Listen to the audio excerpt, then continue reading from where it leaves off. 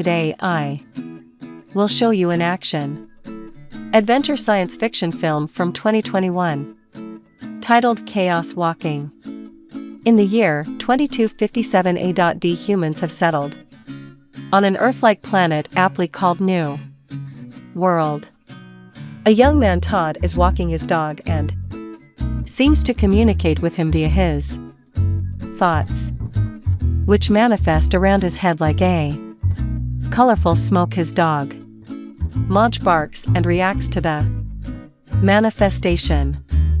As he is walking back toward the settlement where he lives, Todd is approached by a man on a horse that happens to be the preacher.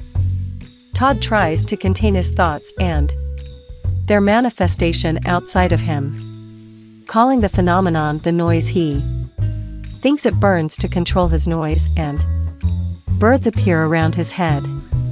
But he loses control over it, wondering why the preacher is there at all, since no one really goes to church anymore. He hears Todd's noise, prompting him to walk back and to confront him. He tells him not to hide his noise, because he knows his truth, that he is an orphan behaving weakly like a woman. Todd has never seen a woman though, since all the women from the New World are gone.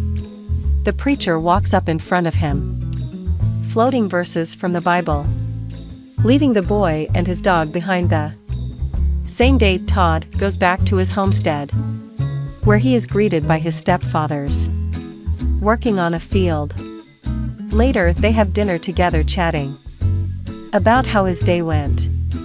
He tries to hide the fact that he spoke to the mayor of their settlement, but his noise betrays him as it manifests Mayor Prentiss complimenting him on the clever way he had used his noise earlier that day. His stepfathers are not impressed by that. To the contrary, they believe that he is not a welcome person in their son's life. In a flashback, a very young Todd is talking to the mayor. He gives the boy a knife and tells him that he needs to learn to tame and control things to protect the only ones that are left. Todd quickly learns that by tame, the mayor really means to kill. It's revealed that the flashback is a noise manifestation. The mayor explains how, unlike Todd, he wasn't born in the noise, but he needed to learn to control it by years of practice. Todd's noise is audible in his step parents' bedroom.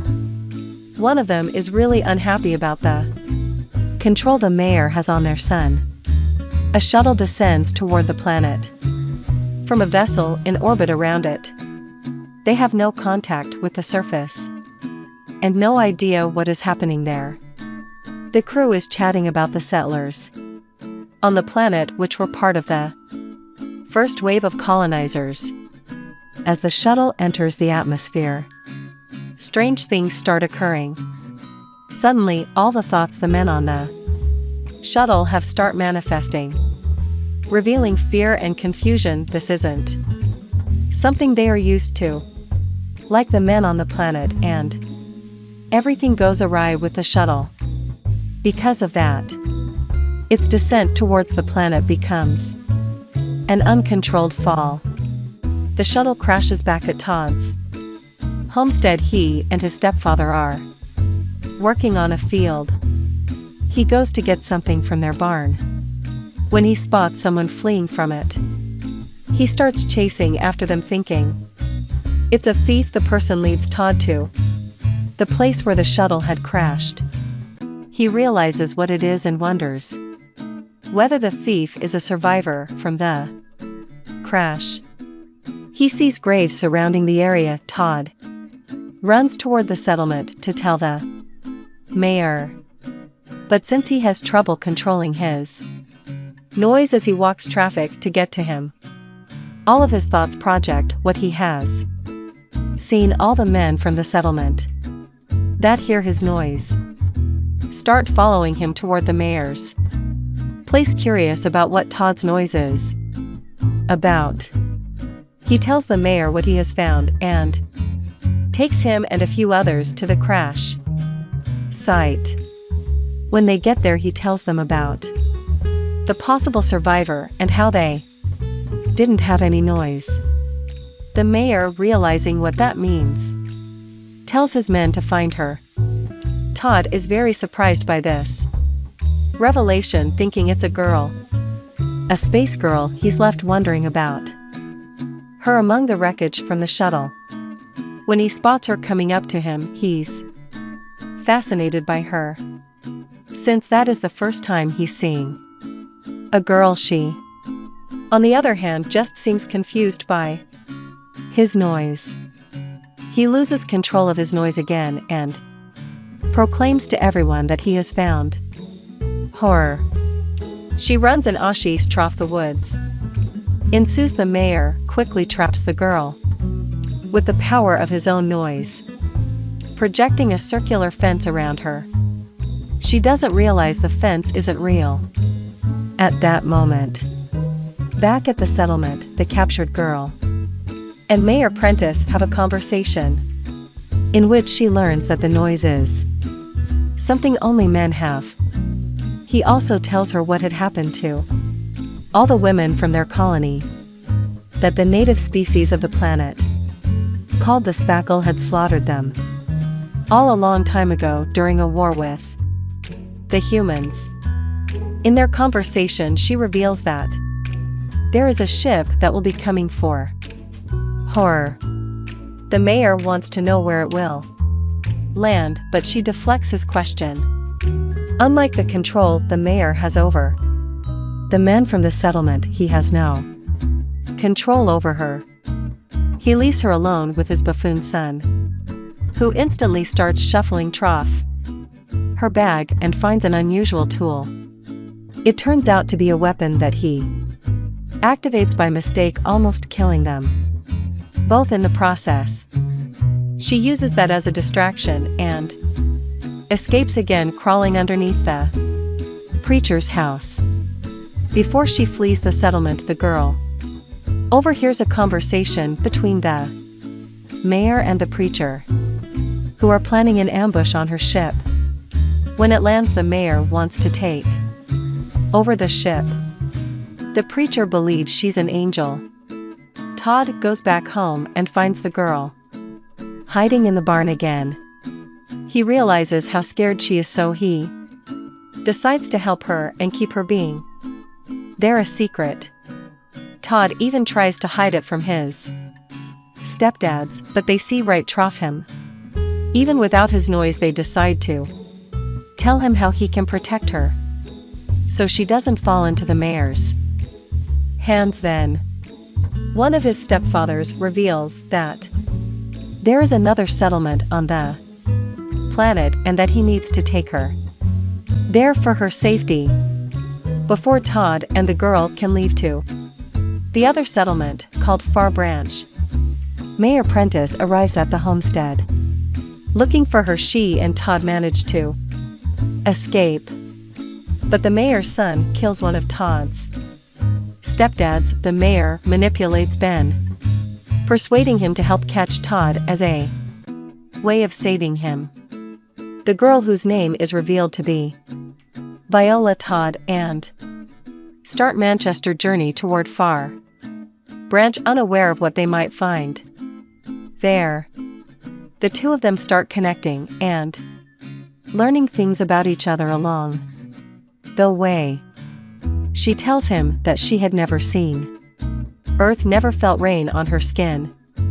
Viola was born on the colonizing ship. Her parents were also born there and died there as well. Todd tells her that he had lost his mother too when he was a baby. They were both orphans. Todd quickly becomes infatuated with Viola, projecting his fantasies about her with his noise naturally. She hates that. On their way to Far Branch, they see one of the native Spackle. Todd fights it and wants to kill it, thinking it is one of the Spackle that killed his mother. Viola pleads with him not to kill it and They realize that the creature seems just as afraid of them as they are of it. When Todd and Viola arrive at the settlement, they are met with a lot of anger and hostility when the people find out that he is from Prentiss Town. They want to hang him. Fortunately, the mayor of Far Branch doesn't allow that to happen. Todd quickly learns that everything he had always known about New World is a lie. The most important thing he finds out there is that not all of the women are dead. In fact, he learns the gruesome truth of his own settlement, that it was the men who killed all the women and not the native spackle. The men hated that the women could hear all of their thoughts and they couldn't hear theirs. That was how his mother died as well. Unlike his own apprentice down Far Branches, populated by both men and women with small children of all genders and ages running around, and a woman leading the settlement as its mayor. She houses the two of them and protects them from both her own people and the men from Prentiss Town. Viola is saddened to learn that there is no modern technology at Far Bench and that she doesn't have a way to contact her ship from there. However, the Far Branch mayor tells her that there is another place where she can find a transmitter to send her message. During their stay at the Far Branch settlement, the bond between Todd and Viola grows as she reads passages of his mother's journal to him when he hears how his mother explains the situation in Prentiss Town before the women were slaughtered. His hate for Mayor Prentiss grows. The speckle are not mentioned again. Meanwhile, Mayor Prentiss and his men are getting closer to Far Branch. He and the preacher don't seem to be on the same page about what they should do with the girl when they find her. The preacher simply wants to kill her in the name of his god, but Prentiss needs her to give him the information that he is after so he could ambush the ship and take it over. Once they arrive at the settlement inn, corner Todd and Viola, Todd's stepfather Ben helps them to create a diversion. He projects a copy of Viola with his noise and manages to fool the mayor just long enough so the two of them can escape again. This time around, though, Prentiss and his men are much closer on their tail as they chase after them again. The preacher is the first one to catch up to them, even though he doesn't succeed in killing either Viola or Todd. He gets a hold of Monch and savagely kills him as a warning. Viola and Todd find the wreckage of the ship that brought the first wave of colonizers to the New World. She realizes that there is a transmitter in the ship, but they find out that the antenna is broken. They split up. Todd goes to fix the antenna as she waits for it to get online. As that's going on, Prentiss and the preacher close up on the wreck as well. The preacher finds and attacks Viola, and while they fight, his noise show that he has lost his mind over his own misguided religious belief together with misogyny and frustration. Viola manages to kill him in self-defense with one of her advance tools. Todd fights Mayor Prentiss and tries to kill him with the knife that he gave him. Instead, after a grueling battle in which he receives a horrible wound, he uses the power of his noise to finally conquer the mayor. Using the mayor's technique to control the noise, he creates a circle of women around him. They are the women of Prentiss Town he had slaughtered, including Todd's mother.